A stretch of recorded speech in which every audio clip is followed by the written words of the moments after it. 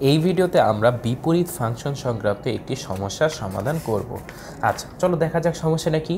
সমস্যাটা বলেছে যে f is a function of x into 2x plus 3 divided by 2x minus 1, মানে এইটাই হচ্ছে আমার f অফ x বা y এর ভ্যালু। আচ্ছা, তাহলে বলেছে ফাংশনটির বিপরীত ফাংশন বিদ্যমান থাকলে তা নির্ণয় করো। তাহলে বিপরীত ফাংশন কখন বিদ্যমান আমরা গত ভিডিওতে দেখেছি। দুটো শর্ত পালন করলে একটা ফাংশনের বিপরীত ফাংশন থাকে। প্রথম শর্ত হচ্ছে ফাংশনটাকে এক এক ফাংশন হতে হবে, দ্বিতীয় শর্ত হচ্ছে ফাংশনটাকে সার্বিক হতে হবে। তাহলে আমরা এই ভিডিওতে এটাই দেখব যে এই দুটো শর্তে ফাংশনটা পালন করে কিনা, তারপর বিপরীত ফাংশন নির্ণয় করব।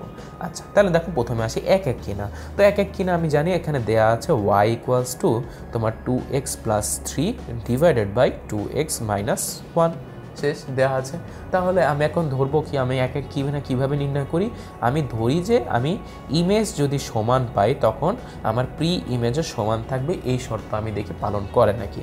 তাহলে এটা ধরলে আমি এখন এই ফাংশনটা বসিয়ে দিই 2x1 plus 3 divided by 2x1 minus 1 equals to 2x2 plus 3 divided by 2x2 minus 1। আচ্ছা, এখন আমি একটু ক্যালকুলেশন করি। দেখো আমি যদি এটাকে একটু ক্যালকুলেশন করি তাহলে আমি এটা ডাইরেক্ট গুণ দিয়ে দিই, ঠিক আছে। তাহলে 2x plus 1 2x1 plus 3 2x2 minus 1, এই দুটো যদি আমি গুণ করি একসাথে আর গুণ, তাহলে কত হয় দেখো 2 দুগুণা 4 4x1 x2 হয়। তারপর কত 3-এর সাহায্যে তো 2 গুণ করলে কত হয় দেখো 6x2। তারপর এই 2x1 এর সাথে এটা গুণ করলে হবে মাইনাস 2x1, আর এই দুটো গুণ করলে হয় মাইনাস 3 ইকুয়ালস টু ওই পাশে এখন যদি আমি এই দুটো গুণ করি তখন কত হবে দেখো তো।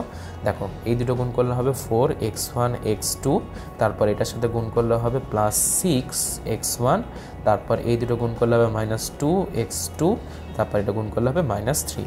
তাহলে দেখো উভয় পক্ষে কিছু কমন জিনিস আছে আমার। তাহলে দেখো এই যে 4x1 x2 দুই দিকেই 4x1 x2 আছে, এটা চলে যাবে। দুদিকে মাইনাস 3 আছে, চলে যাবে। তারপর দেখো কি তার থাকলো, তাহলে দেখো 6x2 মাইনাস 2x1 থাকলো একদিকে, আরেকদিকে থাকলো 6x1 মাইনাস 2x2। তাহলে দেখো যদি আমি এই x1 আর x2 একদিকে নিয়ে যাই, তাহলে x2 যদি এইদিকে নিয়ে যাই তাহলে 6 প্লাস 2 হয় 8x2, আবার এইদিকে যদি x1টা নিয়ে যাই তাহলে 6 প্লাস 2 হবে 8x1। তাহলে হলো কি দাঁড়ালো, এখান থেকে আমি পাইলাম x1 ইকুয়ালস টু x2। তাহলে দেখো একই ইমেজের জন্য আমি প্রি ইমেজ একই পাচ্ছি, তাহলে এটা অবশ্যই কি এক এক ফাংশন এটা পালন করে। এখন দেখি এটা সার্বিক কিনা। সার্বিক কিনা নির্ণয়ের জন্য আমরা জানি যে কি করতে হবে আমাদের। আমরা করব কি দেখো y equals to 2x plus 3 2x minus 1। সার্বিক নির্ণয় করার জন্য আমি কি করব, x এর মান y এর মাধ্যমে প্রকাশ করব।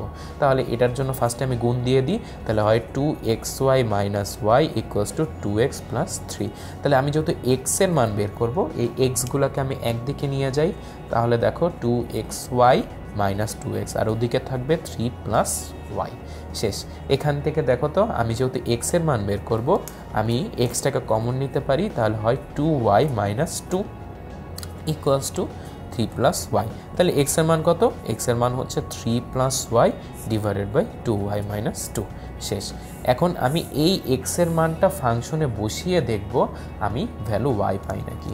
তাহলে এখন দেখো f of 3 plus y divided by 2y minus 2 equals to 2 into, আমি এখানে x এর জায়গায় জাস্ট এই ভ্যালুটা বসিয়ে দিব, তারপর হচ্ছে 2y minus 2 plus 3 divided by 2 into 3 plus y 2y minus 2 minus 1 শেষ। এখন তোমরা যদি একটু ক্যালকুলেশন করো, দেখো ক্যালকুলেশন তোমরা এখন আমি একটু ভিডিওটা পজ করে তোমাদের নিজেদেরকে এই ক্যালকুলেশনটা করতে বলবো। একটু ভিডিও পজ করো। হ্যাঁ, এখন ক্যালকুলেশন করলে কত আসবে, ক্যালকুলেশন করলে দেখবা যে তোমরা সেই y ভ্যালুটাই পাবা। তাহলে y ভ্যালু আসার কারণে এটা কি হলো, এটা সার্বিক ফাংশনও হলো।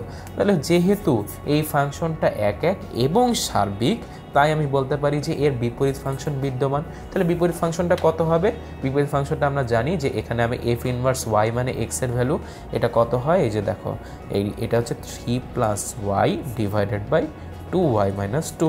তাহলে বলো f ইনভার্স y যদি এটা হয় তাহলে f ইনভার্স x কত হবে, 3 plus x divided by 2x minus 2। এইটা হচ্ছে আমার এফ ইনভার্স এক্স বা বিপরীত ফাংশন।